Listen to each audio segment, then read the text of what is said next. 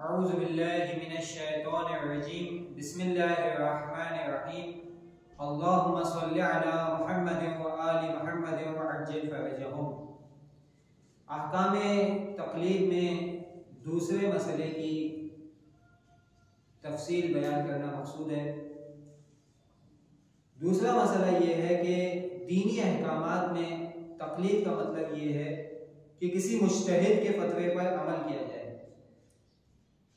यानी एक ऐसा शख्स जिसने अपनी सारी ज़िंदगी हौज़े इल्मिया में गुजार दी ताकि वो कुरान और हदीस से फ़िक़ही मसाइल का इस्तिंबात कर सके।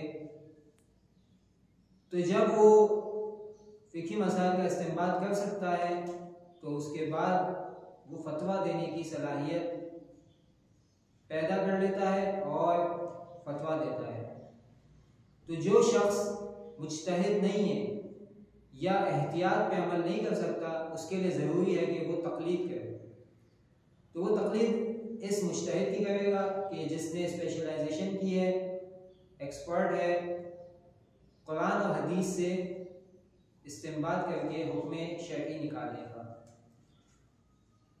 और ज़रूरी है कि जिस मुज्तहिद की तक़लीद की जाए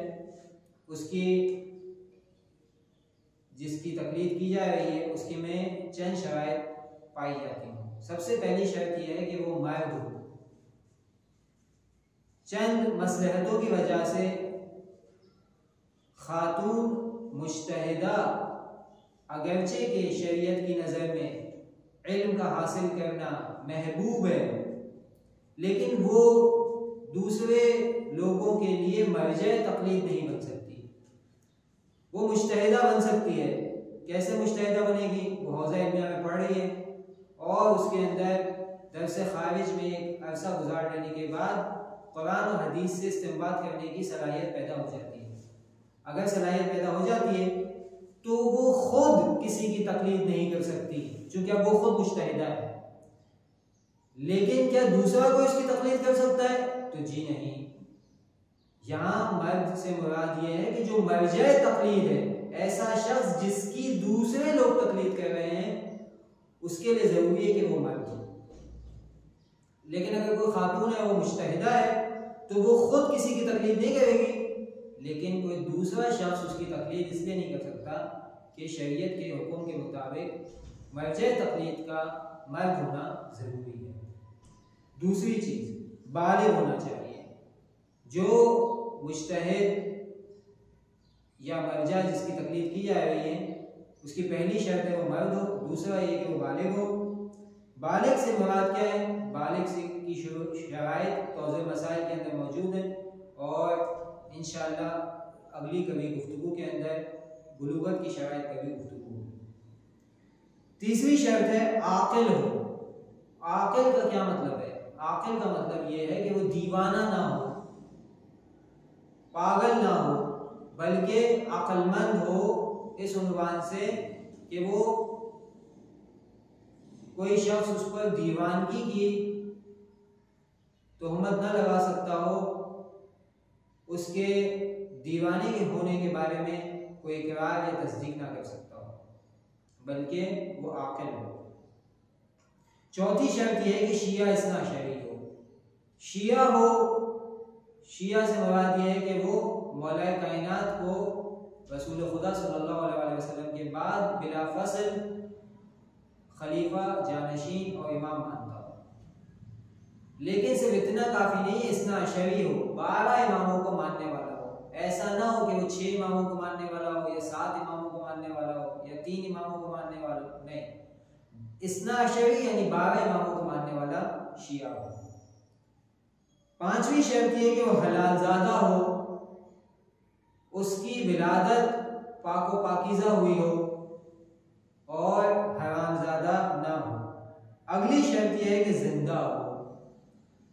जो मर्जे तक़लीद है उसको, वो अगर जिंदा है तो उसकी तक़लीद की जा सकती है। यहाँ एक चंद मसाइल भी हैं जो अगली गुफ्तगू में इंशाअल्लाह आएंगे। फिलहाल इस मसले के हद तक जो ये शर्त है वो ये है कि वो जिंदा होना चाहिए। आखिरी शर्त, मर्जा तक़लीद होने के एतबार से आदिल होना जरूरी है। आदिल से क्या मुराद है? आदिल से मुराद ये है कि वाजिबात को अंजाम देता हो, हराम कामों से बचता हो। आदिल वो शख्स है जो उन तमाम कामों को बजा लाए जो इस पर वाजिब है और उन तमाम कामों को तर्क करे जो उस पर हराम है। आदिल होने की निशानी ये है कि वो बज़ाहिर एक अच्छा शख्स हो।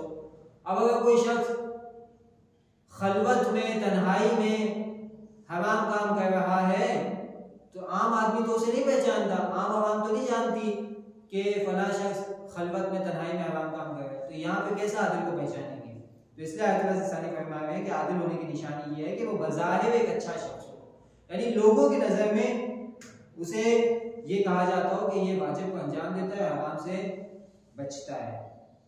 उसके अहले मोहल्ला, हमसायों या हम नशीनों से इसके बारे में दरियाफ्त किया जाए तो वो इसकी अच्छाई की तस्दीक करे। और उस सूरत में जब इंसान इजमाली तौर पर जानता हो, यहाँ आयतुल्लाह सिस्तानी एक और शर्त बयान कर रहे हैं कि इंसान को मालूम है कि कुछ ऐसे मसाइल हैं दीन के जिसमें मराजिईन का इख्तिलाफ है, इख्तिलाफ राय रखते हैं, तो उसमें वो किसकी तकलीद करेगा? तो फरमाते हैं कि जब इंसान इजमाली तौर पर जानता हो कि जो मसाइल इसको पेश आते हैं, मुज्तहिदीन आपस में इख्तिलाफी फतवा रखते हैं। ये एक अब अलग टॉपिक है कि इख्तिलाफी फतवा क्यों हुआ करता है, इंशाअल्लाह इस पर गुफ्तगू की जाएगी। अगरचे इख्तिलाफ राय का मकाम ना जानता हो तो ऐसी सूरत में क्या किया जाएगा? तो लाजिम है कि ऐसे मुज्तहिद की तकलीद करे कि जो आलम हो, जो सबसे ज़्यादा जानता हो। ये जैसे आप आम जिंदगी के कामों में भी ऐसे ही करते हैं। आपको कोई मसला पेश आता है, फिकी मसाइल के अलावा कोई मसला पेश आता है, तो आप क्या करते हैं? आप ऐसे शख्स से रुजू करते हैं कि जो उस मसले के बारे में सबसे ज़्यादा जानता हो, जिसने स्पेशलाइजेशन की हुई हो, सबसे ज़्यादा एक्सपर्ट हो। तो तकलीद में भी ऐसा ही है। अगर इख्तिलाफी मसाइल हैं तो जहाँ पर मसले में इख्तिलाफात हैं, उस मसले में उसकी तकलीद की जाएगी जो सबसे ज़्यादा जानता हो, आलम हो। आलम से मुराद क्या है? यानी खुदावंद मुताल के हुक्म को समझने में अपने ज़माने के तमाम मुज्तहिदीन से ज़्यादा बासलाहियत हो। खुदा का हुक्म जो सबसे बेहतर समझ सकता हो उसे कहते हैं आलम। फिर आलम की तकलीद की जाएगी। रब्बना तक़ब्बल मिन्ना इन्नका अंतस समीउल अलीम।